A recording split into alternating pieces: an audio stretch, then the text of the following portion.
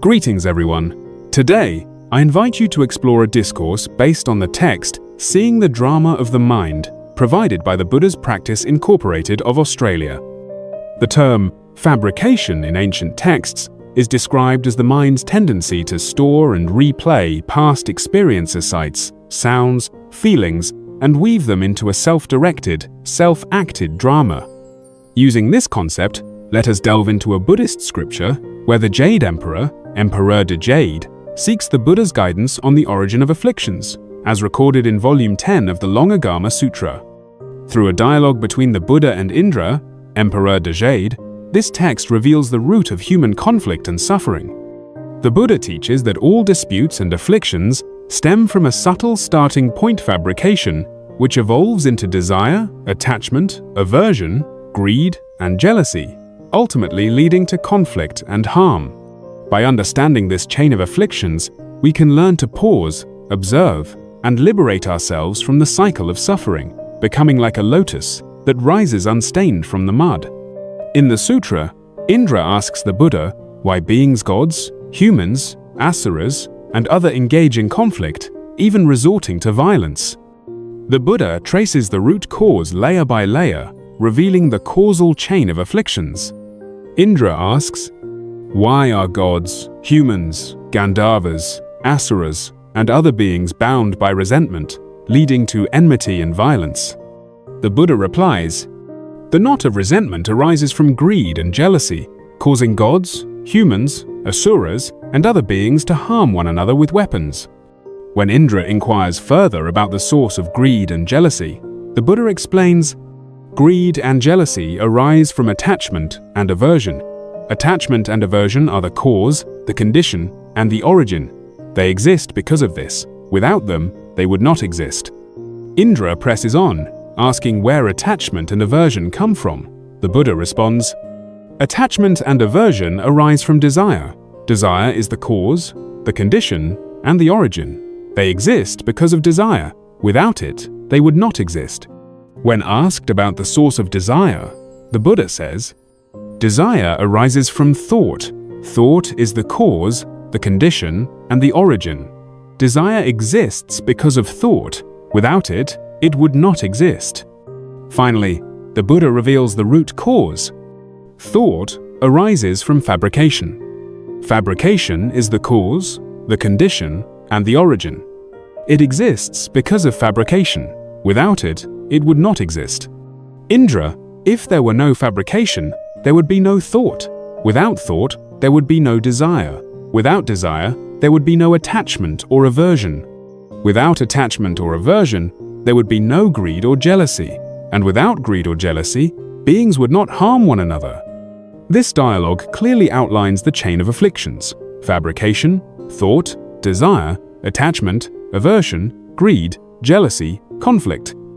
The Buddha teaches that all suffering originates from fabrication, the mind's erroneous projection and subjective storytelling. This self-directed drama leads us to mistake our thoughts for reality, triggering a cascade of afflictions. The meaning of fabrication: the mind's theater. In modern contexts, fabrication might be misunderstood as teasing or provocation. In Buddhist scriptures, however, it refers to the mind's misinterpretation of reality as subjective, dramatized projection.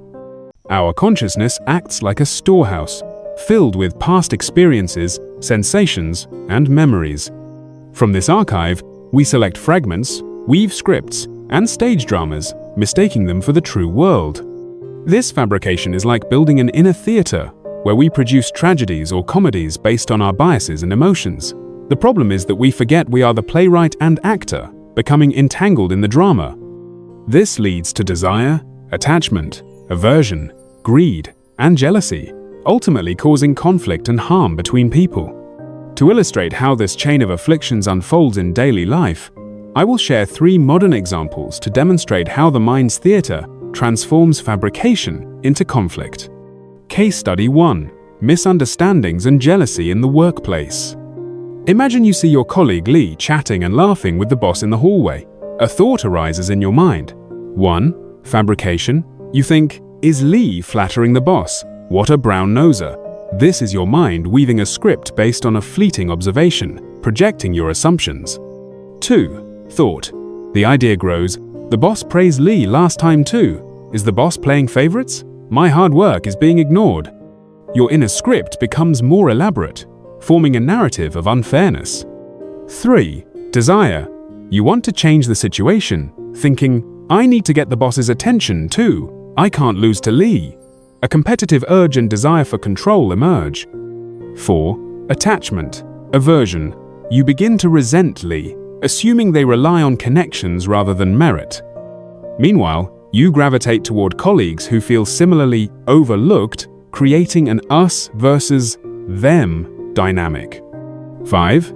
Greed. Jealousy. When you hear Lee might get a promotion, jealousy surges. Why them? I work harder. This comparison fuels your suffering. 6. Conflict. Eventually, you might make snide remarks about Lee in a meeting or gossip behind their back, creating tension in the workplace and escalating disputes. Reflection. This all began with a single fabrication, your assumption about Lee's conversation with the boss. If you had recognized this as a mental script rather than reality, the subsequent afflictions could have been avoided. Case Study 2. Marital discord in the family. Picture a couple, Mei and Chang. Mei notices Chang has been coming home late and is less talkative. She feels uneasy. 1. Fabrication. Mei thinks, is he growing distant? Does he not love me anymore? This is a projection rooted in emotion, unsupported by evidence. 2. Thought. Her mind elaborates, he hasn't cared about me lately. He even forgot our anniversary. These thoughts solidify into a narrative that he doesn't care. 3. Desire. Mei wants Chang to explain or comfort her, thinking, he should spend more time with me and make me feel secure. A desire to control his behavior arises. 4. Attachment. Aversion. She loves Chang deeply but grows angry at his perceived indifference. Love and resentment intertwine, causing emotional turmoil. 5. Greed. Jealousy. Mei becomes jealous. Why is he so warm with his colleagues but so cold with me? I should be his priority. This possessiveness intensifies her pain. 6. Conflict. Unable to hold back, Mei confronts Chang, leading to an argument where both hurl accusations, damaging their relationship. Reflection. In reality, Chang might simply be preoccupied with work, unintentionally neglecting Mei. The conflict stemmed from Mei's initial fabrication.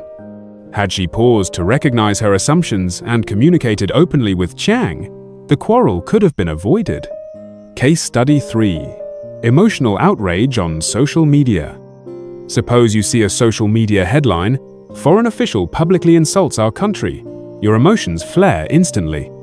1. Fabrication. You think, that's outrageous. How dare they insult us? This is a projection based on incomplete information as your mind begins scripting a drama. 2. Thought. Your anger grows. They've always looked down on us. There must be a conspiracy. Fueled by emotion, your thoughts reinforce a narrative of hostility. 3. Desire. You feel compelled to act, thinking, I need to share this to spread the truth. This urge to defend drives your actions. 4. Attachment. Aversion. You align with others who share your outrage, viewing them as patriots, while dismissing those who question the post as traitors. 5. Greed. Jealousy. Seeing other nations prosper, you feel resentment. Why can they treat us like this? We shouldn't be disrespected. This comparison fuels your agitation. 6. Conflict. You post inflammatory comments online, share provocative content, and contribute to a wave of online hostility, escalating into a virtual war. Reflection.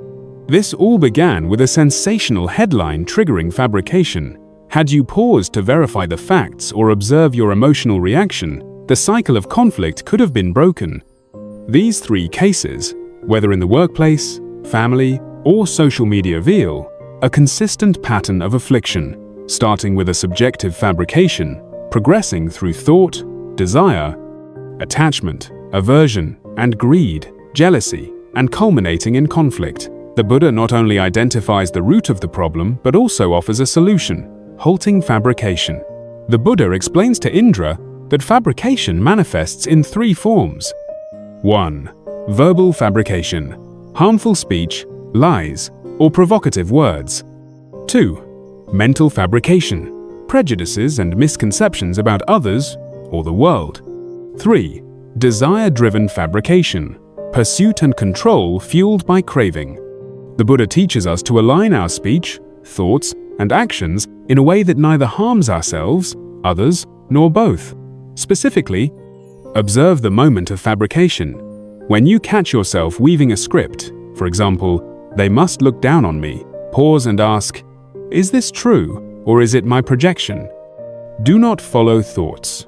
When thoughts arise, don't let them spiral. Return to the present moment and focus on facts. Let go of desire. Release the need to control others or outcomes, accepting things as they are. Cultivate compassion. Replace attachment, aversion, greed, and jealousy with understanding and kindness, restoring inner peace. The Buddha states, "If there were no fabrication, there would be no thought. Without thought, there would be no desire. Without desire, there would be no attachment or aversion. Without attachment or aversion, there would be no greed or jealousy. And without greed or jealousy, beings would not harm one another." This is the key to liberation. By cutting off fabrication at its root, we can step out of the mind's theater and cease producing painful dramas. Dear friends, the Buddha's teachings are like a mirror, reflecting the workings of our minds.